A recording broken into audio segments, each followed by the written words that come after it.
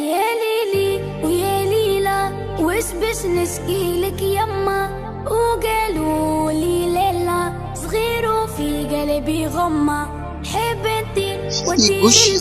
fujaj dadku badanaa markay la kulmaan duruufo adag laba dooq mid unbay sameeyaan inay isdhiibaan oo ay rajo dhigaan ama inay wajahaan oo ay la dagaalamaan duruufaha adag badanaa dooqani waa waxa go'aaminaya ay noqonayso nolosha qofkaasi inaad u aaminsanaato si xoogan riyooyinkaagu waa waxa kugu taageeri kara halgankaaga aad kaga soo horjeedo rajo la'aanta yeelashada damac xoogan iyo go'aan adag waa waxa keliya ee kuu rumayn karaa hadaf aad leedahay isla markaana ku siin kara rajo xoogan oo aad kaga gudbi karto dhammaan caqabadaha wajahayso farxadda iyo baraaruhu waxaa suurtagal ah inay u muuqdaan wax adag in la helo balse waxaan shaki ku jirin in ay sugayaan inay kugu abaalmariyaan dhammaadka waddo ay ka sokeeyaan shaqo adag iyo halgan badani waa haddii aad go'aansato inaad raacdo waddada qofka bini'aadamkaahi wuxuu guuldaraystaa oo keliya markuu aamino inuuna gaari karin riyooyinkiisa sidee loo helo waxa aad rabto nolosha adoon u eegin waxa aad haysato Nick Fujaj waxa uu 1982 ku dhashay Melbourne oo ka tirsan dalka Australia waxa uuna dhashay xanuun bini'aadamka marmar iyo dhif lagu arko kaasi oo ah inuu dhashay isagoo ka maqan yihiin afartiisii adin labadii lugood iyo labadii gacmood markii ugu horeysay uu dhashay hooyadii waxay diiday inay aragto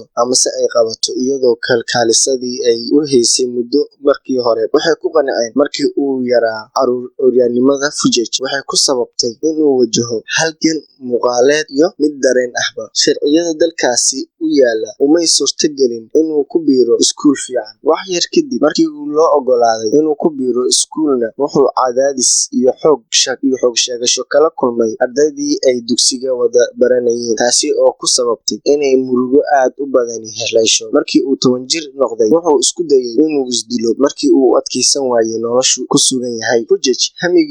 Fujaj hamigiisu waxa uu ahaa inuu ku noolaado nolol guul leh isla markaana uu yeesho awood uu kaga gudbo dhammaan ayandarooyinka haleelay si uu guul u gaaro inkastoo aanu lahayn wax adima ah haddana kuma fikirin wuxuuna haysan balse sidaa si ka soo horjeeda mid ka mid ah cagihiisii aadka u dhumucda yaraa oo lahayd laba farood ayaa ku hogaamisay nolol barwaaqo ah wuxuu bartay sida loo isticmaalo kombiyuutarka wuxuuna halkii minid qori karaa 40 xaraf sidoo kale wuxuu awood u yeeshay inuu tuuro kubadda tenniska inuu qabsado galaas iyo biyo inuu shaleeyo timihiisa inuu cadayo ilkihiisa inuu telefoonka ka jawaabo isla markaana uu garka xirto wuxuu ciyaari karaa noocyo badan oo kamid ah sportska sida golofka dabaasha iyo waxa loo yaqaano skydivingka wuxuu 2 bachelor degree ah ka diyaariyay xisaabaadka iyo dhaqaalaha Fujaj wuxuu ku guuleystay inuu noqdo qof dadka dhiirigeliya wuxuuna socdaalay dhammaan adduunka oo dhan isagoo la hadlaya 3 milyan oo ku nool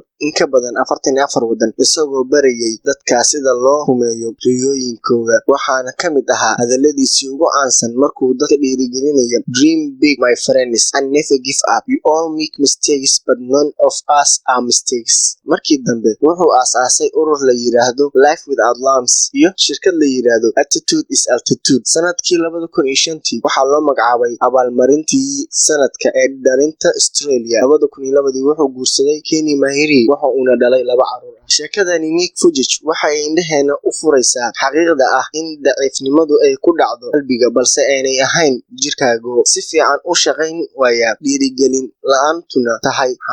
xanuun ku dhaca maskaxda balse aanay ahayn jirka isagoo arinta ka hadlooyanimada ugu weyn waa cabsida waxayna ku qalqalin doontaa si ka daran kursiga oryaanka haddaba waa maxay cudurdaarkaagu